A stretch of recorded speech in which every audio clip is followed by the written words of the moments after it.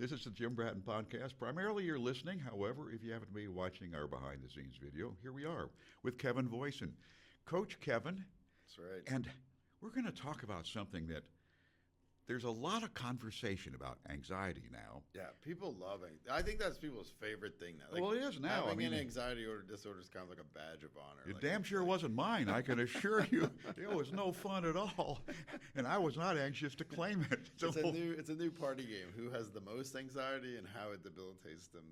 It's kind of funny at parties. You're like, wait, hold on, we should be working through this. Like, so those of you, listen, if we make you anxious, so be it, because then you can be cool at the next, party. You can claim it as a, I don't know.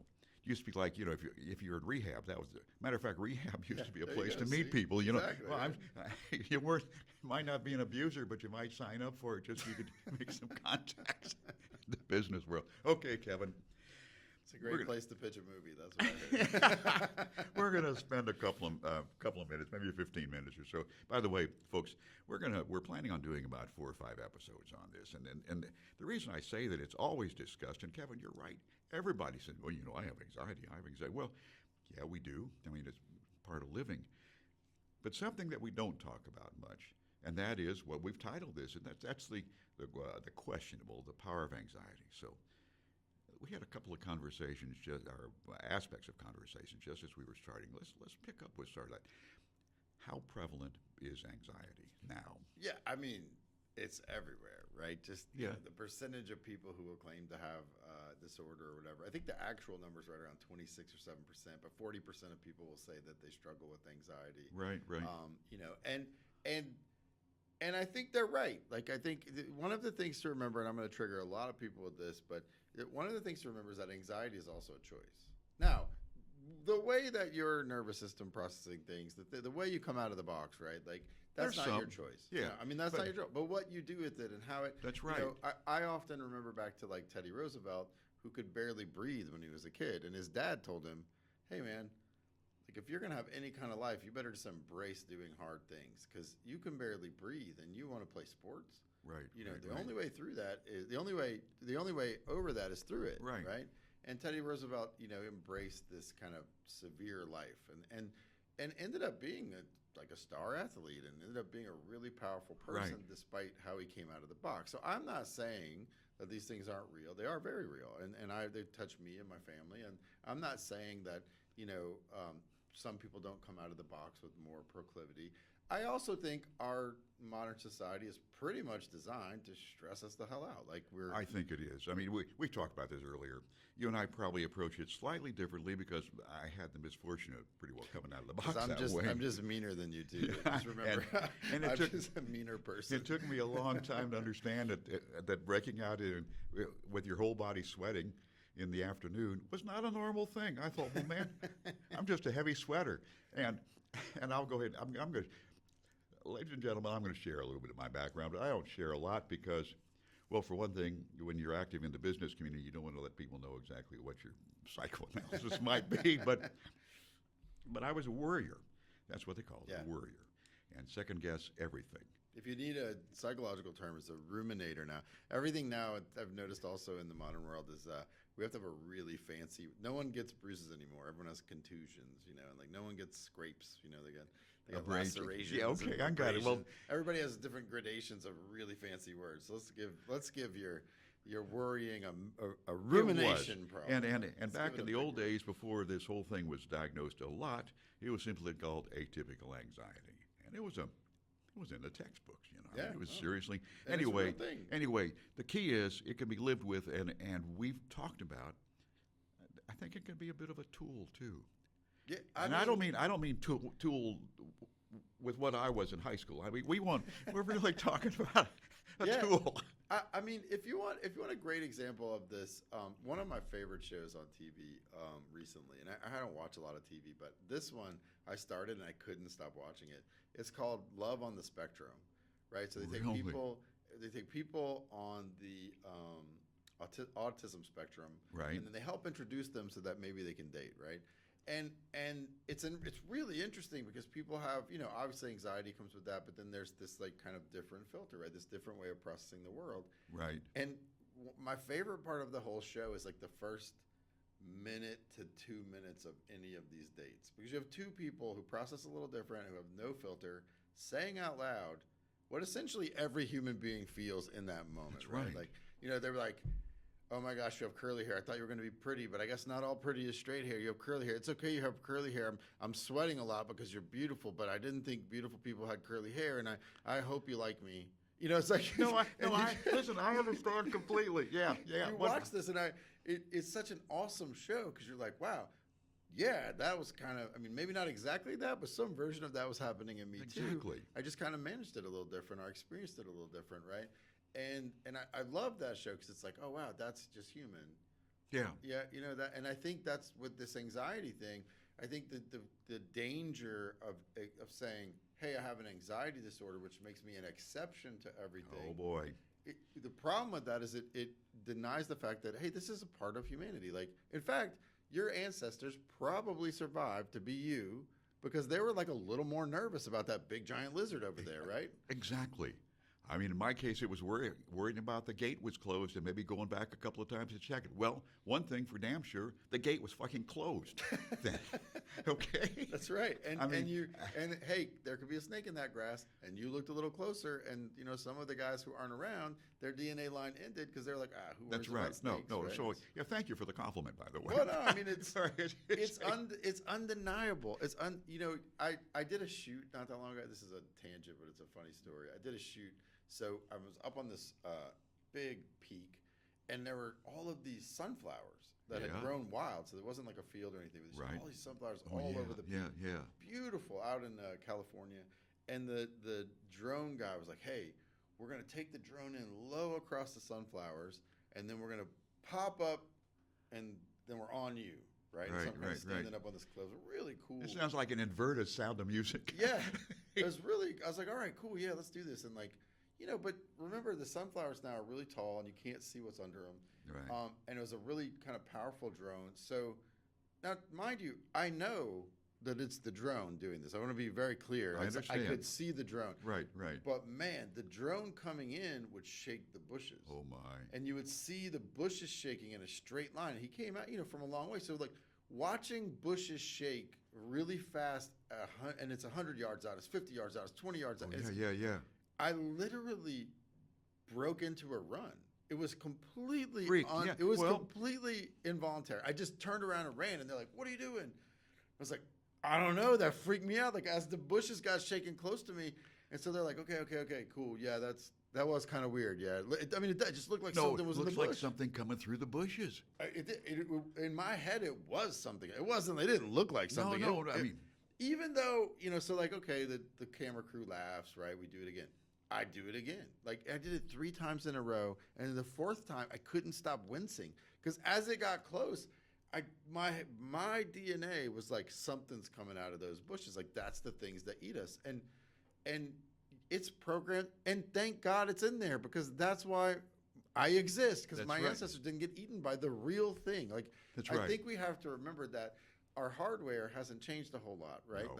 Although the software around us, I'd say even our minds haven't changed that much, but our hardware hasn't changed. And so, our biggest problems used to be we don't have enough food, and things come out of the bushes and dark places to eat us. That's right. And so having that anxiety, the overeating, right? Anxiety hasn't been a huge thing for me, with the overeating. Yeah. Using the food. That's the idea of food is a method of survival, because you might not have another meal. Yeah, hey, the guys who just ate when there was food, that turned out to be a good thing, because sometimes there wasn't. Now, winter's not coming. Like, the famine isn't coming. At least right now, hopefully, knock on wood. I don't know. We'll see. True. Yeah, exactly. But again, our obsession with the news, right? Like, and I don't know for you, I have this powerful memory of being like 8 or 9 years old. I thought I was 12, but I looked it up, and based on the date, I was 8 or 9 years old. And on the news, the Russians had accidentally shot down, or I don't know, somehow the Russians shot down a passenger jet that had Americans on it. Right. And at 8 or 9, back in the 80s, I remember thinking, everybody dies tonight. Like, there's no way. Like, they just killed Americans. We have we have to shoot them, right? This is an 8-year-old boy, right? No, and that's okay. And I remember going to sleep and thinking, I wonder if I'll wake up. What is it like? Will I feel it if I'm asleep? Like I was 100% sure. Like I knew geopolitics enough, and I had understood that like if we shoot, they shoot, and it's all over. And I just remember thinking like I'm not going to wake up, but then I woke up, and then miraculously we didn't shoot any missiles, and miraculously they didn't shoot back, and this is in the time when we were like. They would put us under our desks, right? Like for the nuclear drill. Yeah. I don't know. It must be some type of desk. We were out in the country, so we figured we were safe. Yeah, exactly. Not that we were. Nothing out here, right? Exactly. But I have spent a lifetime being afraid of the thing that's going to kill us. It was started with the Russians. This is my first recollection, right? It was like, the Russians are going to do it. And then it's just kind of progressed who the thing is. There's always a threat. Yeah, I mean, I'm from South Louisiana. It was hurricanes. Like every storm, we didn't used to predict those very well. So every storm, you're kind of like wonder. Man, I mean, I'm Midwestern. It was tornadoes. Our severe thunderstorms, our floods. Yeah, the Missouri River comes out of its bank. Every place has their thing. They do, right? And the places that don't have their thing, guess what you have? Because all of you, I know who you are. You're in some big city. You're like, that's why I don't live out there. But then you just have crime. You could just have one of your friends stab you for no reason, tomorrow. Like, so everybody's got their thing, right? No matter how protected. And the anxiety, right, goes back to that. It goes all the way back to that. How do we stay safe? The anxiety can drive you. Yes. The anxiety of, we don't have any more food, and we have a baby, and we have this. That drives you to go find it. Yes, it does. Right? I mean, it just does, and that's a good thing. That's not a bad thing. It becomes a bad thing again. Finding a lot of food was a good thing. Now today in our world, when the food doesn't stop, finding a lot of food isn't necessarily a good thing anymore because the world has changed, our environment has changed, and so some of our DNA or some of our instincts. And look. This isn't about, side note also, I think it's silly to have this debate of like science or religion or is it God or is it, it's all of it. Like, we're not, if you believe in God, then we're just trying to figure out how he did stuff or at least the mechanisms of it. This isn't an either or, right? It's all the same stuff. Like we're all looking at the same thing from different lenses, right? But the mechanisms there, we have changed dramatically. I mean, even if we're going to talk about anxiety, like why would people be more anxious? First off, AI is the tractor or the chainsaw of the mind, right? I remember, and I'm sure you were told this too, the reason that I had to understand and memorize complex algebraic formulas, which seemed so dumb to me in the 7th grade, was because it's not like you're going to have a calculator in your pocket every day of your life. Oh my gosh. It turns out not only do I have a calculator, I have this AI thing that has all of human knowledge and history at its just in the world in 5 seconds. Yeah. And it gets really annoying if it takes 10, I know. God, it's taking too long. I must have a bad connection. So on the one hand, that's awesome. On the other hand, you were not designed to have that kind of knowledge. Like one person can't have that, and one person can't even have that kind of recall. Well, that will come with what? With anxiety, with a frontier. Even something so simple as, so every time you see a human face, right, you or me, your brain, which is really kind of a giant threat detector, right? Right. Your mind does a threat assessment. Is that person dangerous? What are his intentions? Different facial expressions, a potential body reaction. Language. A planned reaction even. You've all been around that person. You walk around the corner and see that guy or that girl, and you just... Man, there's something that doesn't set. Something.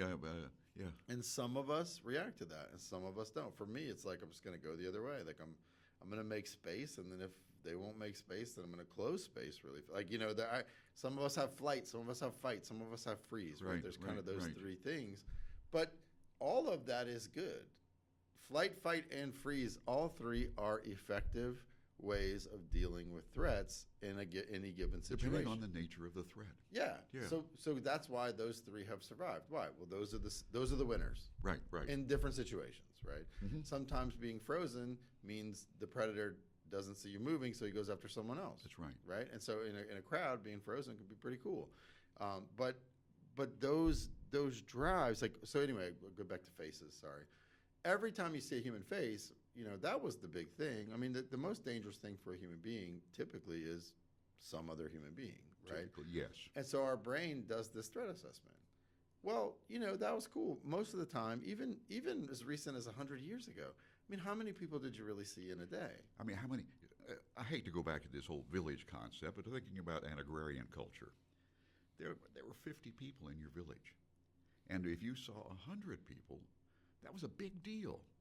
And when tribes would get to 150, they would split in half on purpose. They would just voluntarily say, well, that's the natural tribal size. This is too many people. We can't keep track of all these people. And now we've got, just up the road, we have an effective city of close to 7 million cumulative people. Yeah. A lot of people. Well, and check this out. Your brain doesn't identify the difference between a real person and a picture of a person. Now imagine what happens when you're scrolling Instagram and you're scrolling group pictures of people. So here's a picture of 20 people. Here's a picture of 30 people. Here's a picture of 5 people. Now look, they've done studies. When you see a picture of 10 people, your brain individually assesses each of those people as a threat or not. If you look at marketing, it always has faces, at least effective marketing. Yeah, why? Because that's the thing we respond to the most. And the other thing is, I'm just thinking about reactionally. How many times do you take your 2 fingers and look closely at every one of those 10 people in that picture?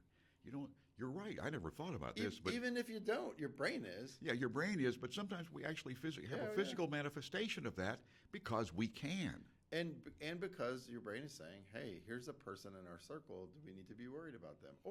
And it goes both directions, right? Again, anxiety and excitement run on the same circuits, right? So if you're excited about something, you're like, yeah, like that feeling when a rock band really hits it, and then that feeling when you think the building's going to fall over. They're literally running the same circuits in your brain. Your nervous system is firing the same stuff, but you're making a different choice. So getting the feel of a face is super important because I could be afraid of you because you might kill me, but you might be a guy who just killed a buffalo and you're willing to share, and that's a huge bonus. There we go. Right. So also you might have something for me. No. This could be the source of a positive interaction.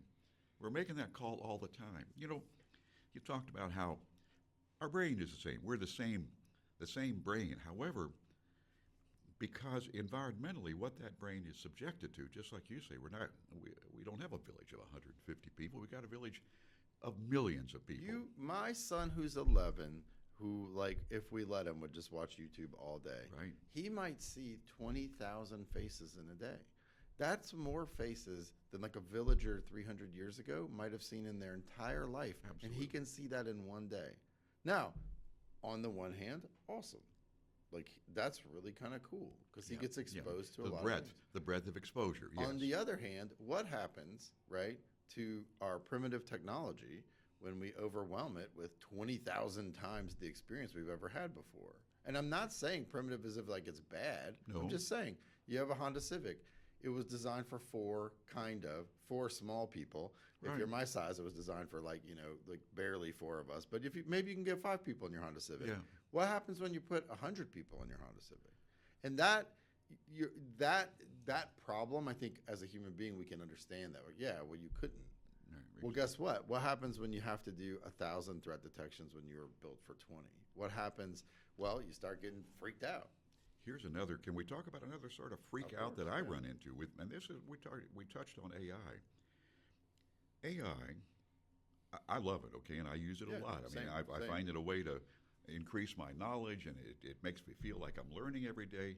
But it's a fire hose of information, and that fire hose of information, particularly if anxiety-driven or whatever, we are compelled when we see a scenario to act on it, and that's one of my anxious-driven things. Is I think, oh man, I need to take advantage of this, or I need to, this is an opportunity. This is something this is not a fight or flee. This is a do something to. Well, when you've got it's almost like the 20,000 people that your boy sees in the course of a day. Would you ask our endless source of information a question? It'll say, well, Jim, would you like for me to do this too? Oh, yeah, of course. And it keeps jamming stuff at me. And first thing you know, the original task is somewhere off in the weeds, and we have a source of knowledge that we don't even want, but then we feel compelled to act on. Now, I don't know if this is another aspect of the anxiety that you're describing or not, but I think it is. Well, there's a feeling. It's life is the pace of life if you wanted to. And this is why I like going to places where they don't want it to. So I travel to the Philippines a lot. I have a staff out there. Wow. There's places in the Philippines. There's places in the Philippines just like here. So, but there's places there where people just don't want it to speed up, and it's great. And it reminds me, oh wow, this is a choice I'm making, right? But look at the news cycle.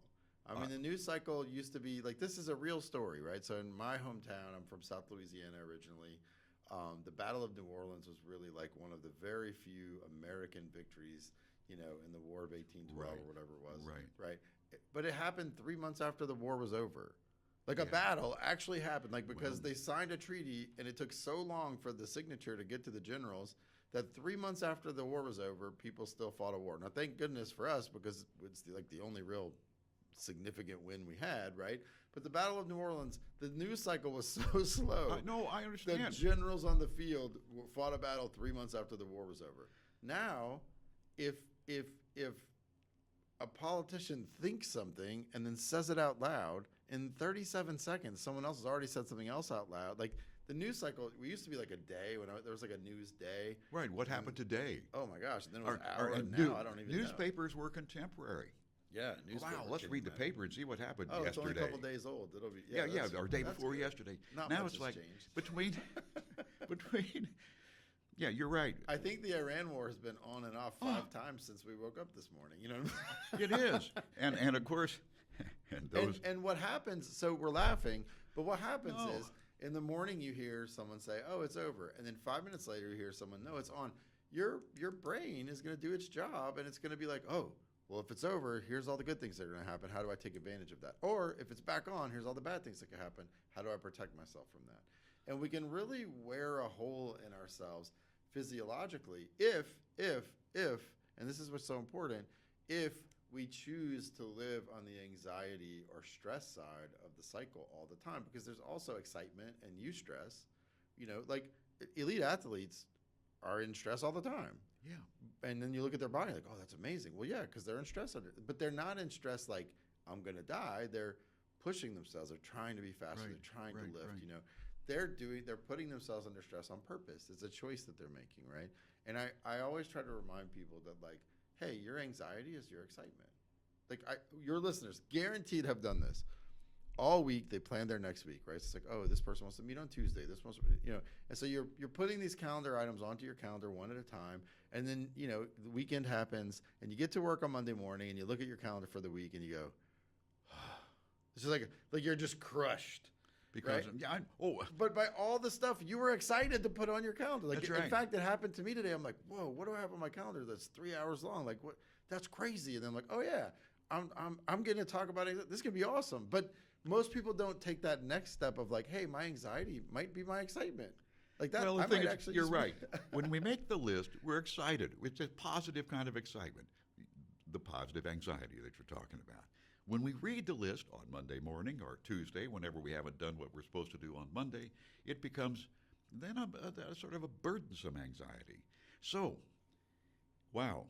And that's a choice that you make. And as uncomfortable as that is, and people are going to throw things at the screen and write a lot of comments, but at the end of the day, there's a choice you're making. Now, you do have brain chemistry and I am a person who I have what's called hypomania, right? So it's not bipolar. It's actually has some cool benefits, right? It's kind of like I think Alexander Hamilton had this. This is where I hang my hat. And he did these amazing things, and then he dies in a duel, like the crazy, but then they make some weird decisions, right? Because we have these phases where we're just super. I just think I'm able to be happier than most people on the planet. And then every now and then I swing solo.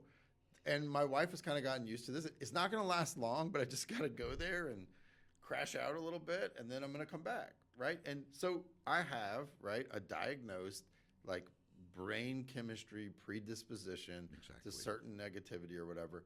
That doesn't mean the story ends there. Nope. And it doesn't mean that I cure it with a positive attitude. So don't hear me saying that either. But it is saying, hey, this is my body, and this is my choice about how I'm going to interpret.